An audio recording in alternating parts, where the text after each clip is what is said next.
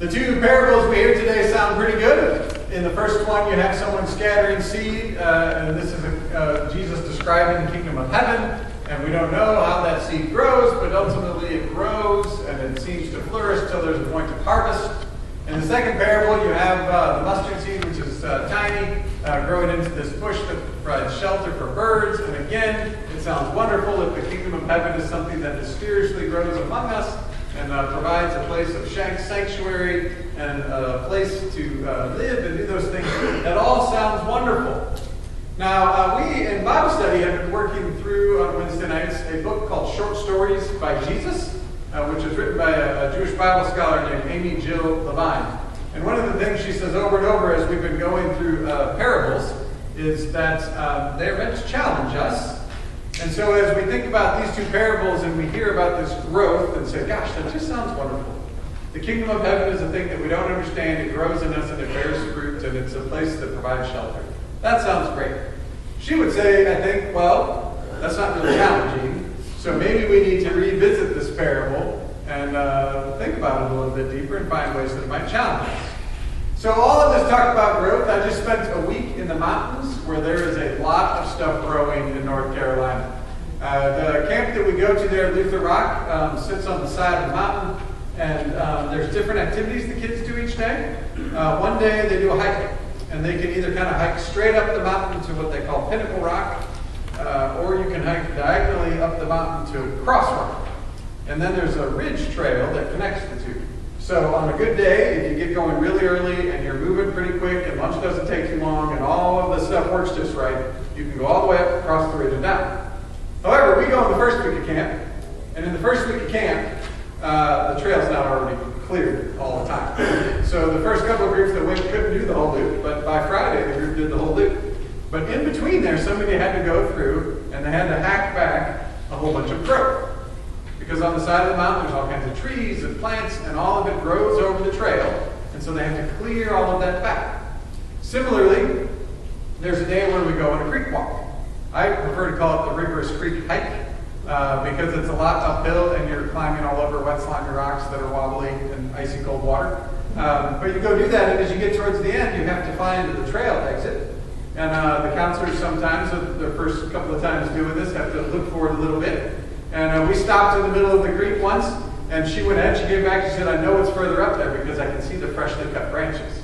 Because the 2 weeks before, they walked through there with loppers and machetes and hacked all of that growth back because the growth had grown into the creek where we would be taking our walk. All of this is to say sometimes growth is mysterious and out of control, and sometimes it gets in the way. Now in our culture, you can think about physically sometimes people get so big that they have like gigantic, super tall people have like circulation issues because they grew too much. Sometimes when you grow really fast, you get growth pains. We have banks that grew up to be too big to fail, right? Like we kind of have this idea that growth is an unquestionable good thing, but sometimes maybe it can get in the way. So we experienced a little bit of that at camp this week.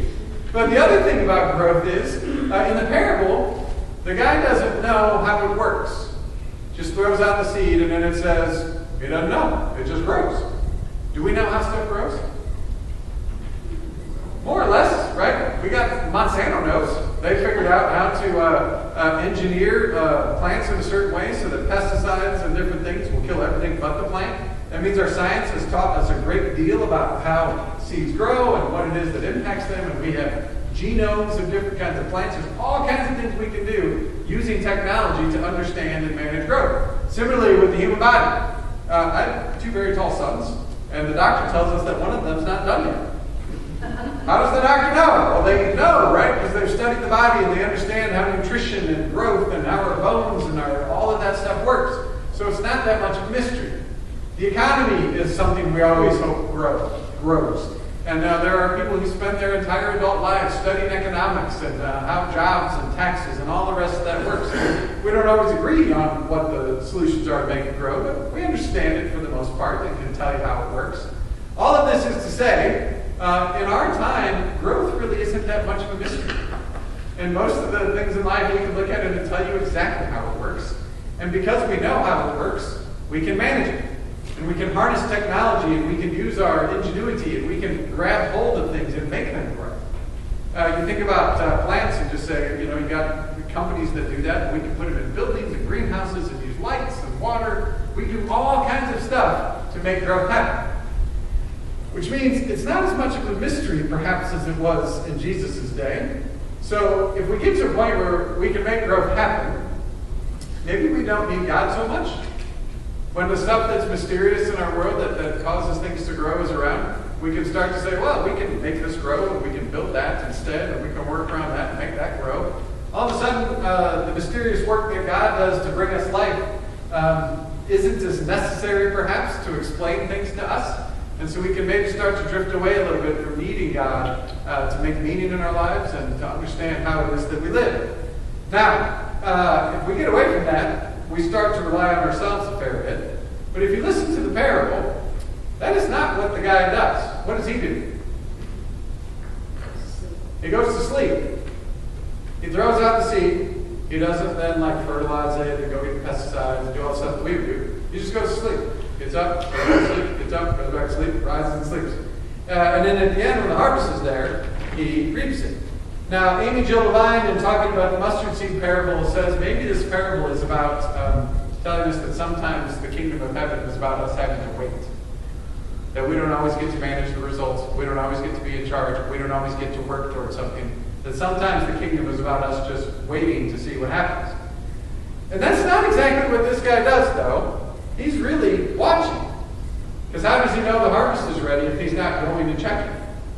And so if you really think about what's happening in this parable, he scatters the seed, and then the rest of the parable, his job is to bear witness to the growth. So he goes out and he looks, he sees the seed pop up, he goes to sleep, comes back the next day, maybe it's a little taller, and he just keeps watching it grow. This is the only thing that he does. He doesn't make it grow, he doesn't water it, he doesn't cultivate it, he does nothing but bear witness to the growth. And then when it comes harvest time, then he shares that fruit, right? He takes in that harvest, and then presumably goes and does something with it. I just spent a week in the mountains with 40 kids from 4 congregations, plus counselors and staff and our chaperones and everything else. And I would tell you that the primary thing that I do when I'm there is witness growth. That's all I do, right? I'm not in charge. We got a little bit of teaching time every day, but mostly I just get to watch growth. Because camp is hard when we go up into the mountains, and it's hard in different ways for different kids. We had a kid cry, not from our church, but one of our churches. He cried all day with it. And when I say all day, we're walking in the creek, doing our hiking, tears down his eyes. We're sitting at dinner, tears down his eyes. Cried the whole day. And all he says is, I want to go home, right? So homesickness is really hard for some of these kids. Now, there was a girl last year from a different group. She cried for 4 days. So that's hard. For some of them, the physicality of it is hard. We got to climb a mountain at altitude. It's not easy. And some of the kids fall behind and struggle to keep up, and others of them are flying up the mountain, but you got to keep the group together so that they're impatient and you get group dynamics, and that can be difficult. For some of them, the food is hard. Last year we had a girl, we get 3 hours into a hike, and she said, I'm hungry. Okay, what did you eat for lunch? I didn't like going down there. That wasn't my kind of food. Well, we were hiking 25 miles all week long, right? We're going to be hiking all day. You should eat whatever's in front of you. I know that's not what you want, but that's hard for some kids. For others, they just gobble it all up and just keep moving. And so you go through this. So some of it's the physical, some of it's the emotional. Then you can say there's some kids that handle all of that really well, and then Thursday night they make them sleep outside. And these are all suburban kids, mostly that don't do this. So that's hard. They all come down and go, oh, there's bugs, and it's rainy, and we got wet. They don't shower as much as you would like, so then they smell, and then they get on each other's nerves. So all this is to say camp is hard. But how much growth happens without hard stuff contributing to it in our lives? That's not part of the parable so often. But if you think about our lives, it is so often that growth comes after the difficulty. And this is the story of Jesus. We have so many metaphors about life and death, right? Jesus comes and he dies so that life can come. We talk about the seed that has to die so that fruit can be born when a plant grows. And this is the life and death and resurrection of Jesus' story. It's about him going through this difficulty so that life can happen. And so much of the time in our lives, it is those difficult places that then lead to places of growth. So with all of the difficulty of camp and all the things that are hard for these kids, I get to watch and witness to life and growth. The kid that cried all day on Monday, he had a long week. I'm not going to lie. But sitting like 3 tables over was the girl who cried for 4 days last year. And I didn't see a single tear. Fully just enjoying this whole week of camp because she had survived it this last year, and all of a sudden she was in a new place. There was a day that we had a kid who didn't want to get in the creek because he has good shoes on, and he forgot to wear his bag fit. He's a Boy Scout. I said, I thought you were supposed to be prepared. He said, I'm always prepared, but I'm very forgetful. So I got to watch these 2 counselors who were brand new to this task, right? It's their first week, trying to figure out how do you get the one kid who doesn't want to go, and how does all of this happen? And eventually they got him there, and he still wasn't sure, and that's why I just said, your mom can buy you new shoes, get in the creek. But that day at lunch, after all of this almost meltdown, he was the one that took the bag of apples and walked around to each kid and made sure that they got an apple. We went on a creek walk, and one of the shyest kids that doesn't seem to be engaged is saying, hey, wait, to make sure that the people that got behind were coming up. We had a kid, there's a ropes course, you got to climb up this rope thing and do a bunch of stuff up in the air and then do a zip line. And he told me, he's like, I'm terrified of heights. And most of those kids just don't do it. Well, I'm sitting on the ladder because my job is to get him down. And I'm looking back, and all of a sudden I see him up there, and I'm like, oh, good for him. He was up there for a long time. Like most of them just jump off the zip line, he was just like this. But I didn't know how scared he was till he got to the ladder and was literally shaking. Because I got to unhook him, and he's like, I hate ladders. And then he got down, he's like, I did it. It was amazing to watch, but it's not just the kids. There was a counselor this year who was there doing training for this outdoor adventure thing they do during the summer. And he was my youngest son's counselor 2 years ago. And then he was a counselor again last year. And this year, as I talked to him, he's getting ready to go to Africa as a young adult global mission with our program that we have as the ELCA. And to watch him go from being this kind of brand new counselor to now he's going off to live in a foreign country. It's amazing what you see in this place where there's so many hard things and all of this growth comes. And my only job is to witness it. All I do is go to sleep, get up, go to sleep, get up, and go watch it happen.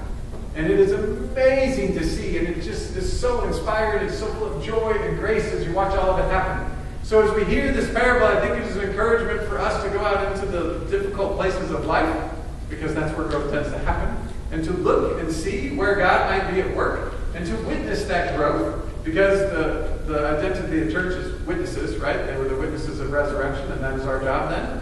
But then comes the harvest, and I think the harvest part of it may be that we're supposed to share those stories. To talk about and see the growth, to witness it, and then to go tell people about it so that people can understand that death is not the end, that the hard thing they are living in is not the end, that resurrection and life will always come to that place, and Jesus will continue to drag us to those places of new life and growth, so that we can know God's love as we go. And we witness it, and tell the stories so that other people may know God's love. Amen.